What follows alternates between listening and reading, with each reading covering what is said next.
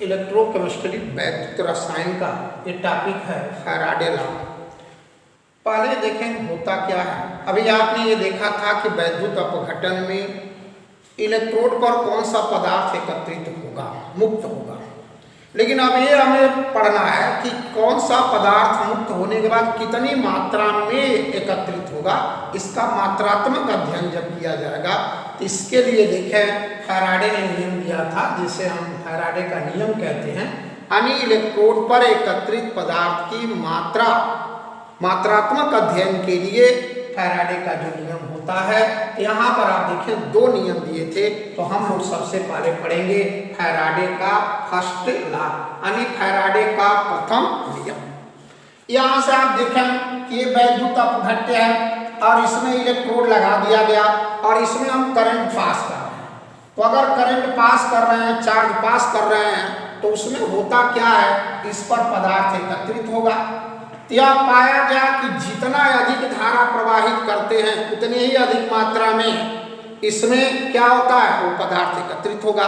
इसका मतलब जितना अधिक धारा हो, जितनी अधिक समय तक हो, इसका मतलब इसमें जितना चार्ज ज्यादा पास होगी, पदार्थ की मात्रा भी उतनी ही ज्यादा होगी। अब इसके बाद देखें तो इससे नियम क्या बनता है, ध्यान से सुने। फर्स्ट लॉ होता क्या है, वैद्युत अपघट्य के विलयन में इलेक्ट्रोड को रखकर वैद्युत धारा प्रवाहित करते हैं तो इलेक्ट्रोडों पर एकत्रित पदार्थ की मात्रा, इलेक्ट्रोडों पर एकत्रित पदार्थ की मात्रा उसमें प्रवाहित आवेश के समानुपाती होती है। इलेक्ट्रोडों पर एकत्रित पदार्थ की मात्रा उसमें प्रवाहित आवेश की समानुपाती होती है। सब आवेश बढ़ेगा तो मात्रा भी बढ़ेगी। अब इसको थोड़ा सा हम और आगे बढ़ा रहे हैं तो यह W हो जाता है ZQ। ये मिलता है जहां एक नया कांस्टेंट आ जाता है Z, जिसे हम नाम देते हैं electrovalent, electrochemical valent, chemical equivalent कहते हैं, वैद्युत रासायनिक तुल्यांक कहते हैं। जेड क्या है, वैद्युत रासायनिक तुल्यांक। अब इसके बाद थोड़ा सा और हम इसको आगे बढ़ा देते हैं। W हो जाएगा Z, अब Q बराबर होता है I × T। यह हो जाएगा, ये हो गया फार्मूला। तो यहाँ पर इक्वेशन नंबर फर्स्ट हो जाएगा, इक्वेशन नंबर 2 हो गया। अब इसके बाद कभी कभी देखें ये भी पूछा जाता है कि वैद्युत रासायनिक तुल्यांक की परिभाषा क्या होगी।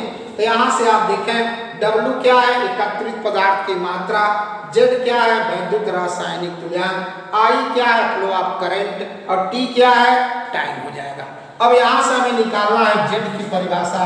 तो देखें I बराबर 1, यहाँ से देखेंगे क्या हो जाएगा, एम्पियर हो जाएगा, और उसके बाद T हो जाएगा 1 सेकेंड। तो यहाँ से आप पाएंगे कि जो Z होगा यह W के बराबर होता है। यहाँ से परिभाषा क्या बनेगी, तो कहेंगे देखें किसी वैद्युत अपघट्य के विलयन में 1 एम्पियर धारा 1 सेकंड तक प्रवाहित करने पर इलेक्ट्रोड पर जितनी मात्रा एकत्रित होती है उसे वैद्युत रासायनिक तुल्यांक कहते हैं। 1 एम्पियर वैद्युत अपघट्य के विलयन में 1 एम्पियर धारा 1 सेकंड तक प्रवाहित होती है तो जितना उस पर एकत्रित पदार्थ होता है उस मात्रा को वैद्युत रासायनिक तुल्यांक कहते हैं। तो ये प्रथम नियम था। एक बार और देखें, किसी इलेक्ट्रोड पर एकत्रित पदार्थ की मात्रा उसमें प्रवाहित आवेश के समानुपाती होती है। यहाँ से आप देखें फैराडे सेकंड लॉ क्या होता है। तो हम क्या करते हैं, 3 जो है वैद्युत अपघट्य का विलयन है जिसमें इलेक्ट्रोड को रख देते हैं। ये अलग अलग विलयन है, जिंक सल्फेट है, कॉपर सल्फेट है और सल्फ्यूरिक एसिड है। इसमें इलेक्ट्रोड लगा दिया और इन तीनों को श्रेणी क्रम में जोड़ देते हैं। श्रेणी क्रम में जोड़ने का मतलब यह है कि जो करंट इसमें पास होगी वही करंट इसमें भी पास होगी, वही करंट इसमें भी पास होगी। तीनों में समान करंट पास होगा। और यहाँ से के को दबाएंगे जो टाइम होगा वो टाइम भी सेम होगा। j मिनट धारा प्रवाहित कॉपर सल्फेट में होगी उतनी ही समय धारा H2SO4 तथा यहाँ जिंक सल्फेट, तीनों में मतलब समान धारा और समान समय दोनों क्या होगा, बराबर लगेगा। तो यहाँ से आप देखें, अब इसको हम बोलते क्या है, यहाँ से पाया गया सब पर आप देखेंगे जब हम इसको पास करते हैं तो सब पर कुछ न कुछ पदार्थ यहाँ से एकत्रित होगा। तो यह पाया गया कि जो पदार्थों की मात्राएं जो होती हैं, अब इसके बाद जो पदार्थ एकत्रित होगा उसके तुल्यांकी भार पर डिपेंड करती है। तो यहाँ से देखें इसको बोलेंगे कैसे, ध्यान दें। सेकेंड लॉ क्या होता है, तो कहेंगे भिन्न भिन्न वैद्युत अपघट्य विलयन में इलेक्ट्रोड को रखकर श्रेणी क्रम में जोड़ देते हैं। भिन्न भिन्न वैद्युत अपघट्य के विलयन में इलेक्ट्रोड को रखकर श्रेणी क्रम में जोड़ देते हैं और समान धारा समान समय तक प्रवाहित करते हैं। समान धारा समान समय तक प्रवाहित करते हैं तो इलेक्ट्रोडों पर एकत्रित पदार्थ की मात्राओं का अनुपात, इलेक्ट्रोड पर एकत्रित पदार्थ के मात्राओं का अनुपात उनके तुल्यांकी भारों के अनुपात के बराबर होते हैं। एक बार और देखें, भिन्न भिन्न वैद्युत अपघट्य के विलयन में इलेक्ट्रोड को रखकर श्रेणी क्रम में जोड़ देते हैं तथा समान धारा समान समय तक प्रवाहित करते हैं तो इलेक्ट्रोडों पर एकत्रित पदार्थ के मात्राओं का अनुपात, उसमें प्रवाह उस अनुपात उनके तुल्यांकी भारों के अनुपात के बराबर होता है। तो यह है फैराडे सेकंड लॉ। जो जिंक एकत्रित है उसको W1, कॉपर एकत्रित है तो उसको W2, जिंक का तुल्यांकी भार हम E1 और कॉपर का तुल्यांकी भार E2 मानते हैं। तो यहाँ से आप पाएंगे कि W1 upon W2 is equal to E1 upon E2। तो ये था सेकेंड लॉ। अब इसके बाद इस समीकरण को हम आगे बढ़ा रहे हैं, ये प्राप्त होता है सेकेंड लॉ हो गया।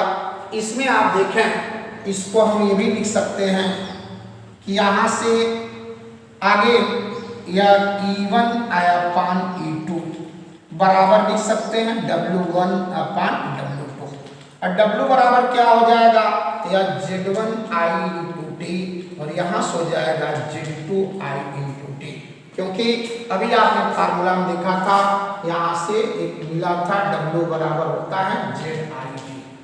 यहाँ से अब आप देखें ITS समान क्यों है, समान इसलिए है कि समान धारा समान समय तक पास होती है। इसका मतलब ये कट जाएगा, यहाँ से मिल जाता है E1 upon E2 is equal to Z1 upon Z2। और आगे बढ़े देखें, अब इसको हम नीचे भेज सकते हैं। यहाँ से क्या हो जाएगा, यहाँ से देखें यह हो जाएगा E1 अपान E2 और is equal to E1 upon E2। यहाँ से देखें, अब इसको हम थोड़ा सा इसको नीचे भेजें, इसको ऊपर कर दें, यहाँ से मिल जाएगा E1 upon Z1 is equal to हो जाएगा E2 अपान Z2। अगर कई सेल है तो इस तरह से देखेंगे, हम इसको लिख सकते हैं E3 अपान हो जाएगा Z3। अब आगे देखें ये डॉट डॉट, इसका मतलब हम लिख सकते हैं E अपान Z का अनुपात क्या होता है, कांस्टेंट होता है और इसी कांस्टेंट को हम नाम देते हैं फैराडे कांस्टेंट कहते हैं। अब यहाँ से सॉल्व कर लेंगे, यहाँ से सॉल्व करेंगे तो यहाँ से हो जाएगा E बराबर हो जाता है, यहाँ से देखें E बराबर यहाँ F हो जाएगा इंटू Z, मार रख लें तो यहाँ से E इज इक्वल टू हो जाएगा F और Z बराबर होता है W upon I into T और ये फार्मूला आपका प्राप्त होता है। ये एक तरह से समझिए मास्टर फार्मूला है, इसकी सहायता से हर एक क्वेश्चन को आसानी से हम सॉल्व कर सकते हैं। E बराबर F W अपान ET, तो यह हो गया। अगर ये इक्वेशन नंबर फर्स्ट था तो इसको हम इक्वेशन नंबर 2 कर लेंगे। ध्यान दिए, फैराडे लॉ पढ़ रहे थे, फर्स्ट सेकंड हो गया। अब प्रश्न आता है कि एक फैराडे चार्ज कहते हैं किसका, तो एक फैराडे चार्ज का मतलब होता है एक मोल इलेक्ट्रॉन द्वारा उपलब्ध कराए गए आवेश की मात्रा को एक फैराडे कहते हैं। एक मोल इलेक्ट्रॉन द्वारा उपलब्ध कराए गए आवेश की मात्रा को एक फैराडे कहते हैं। अब यहाँ से आप देखेंगे क्या हो जाएगा 1F इज इक्वल टू क्या हो जाएगा 1 मोल इलेक्ट्रॉन इनटू हो जाएगा चार्ज ऑफ इलेक्ट्रॉन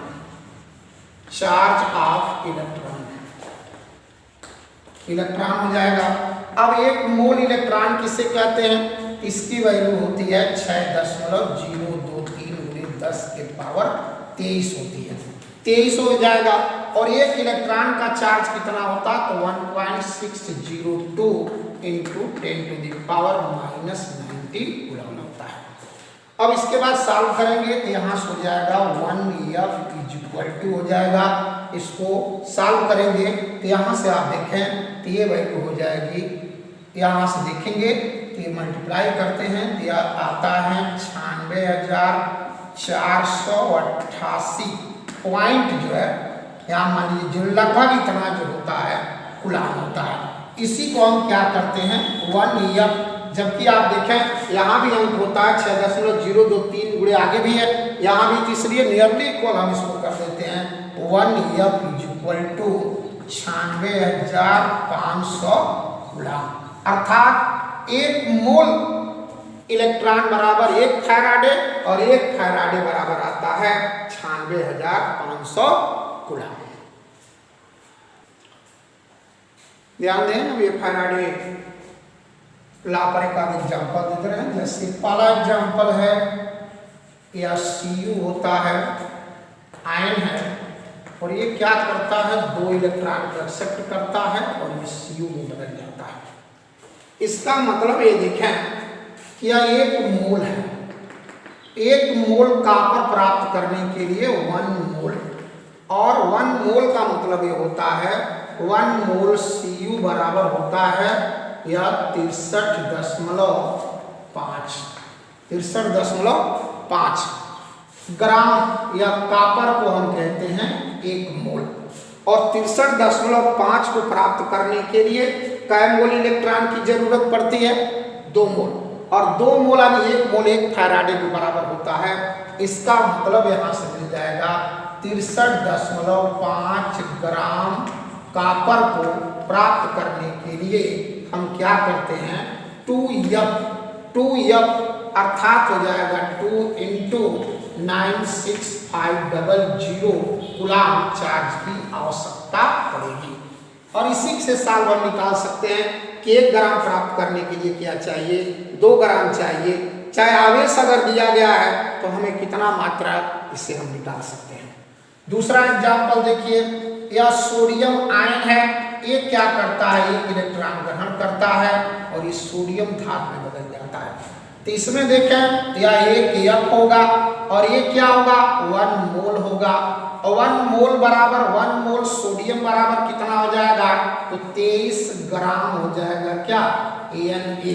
इसका मतलब ये होगा कि यहाँ से 23 ग्राम यह हो जाएगा Na को प्राप्त करने के लिए 1F की जरूरत पड़ती है।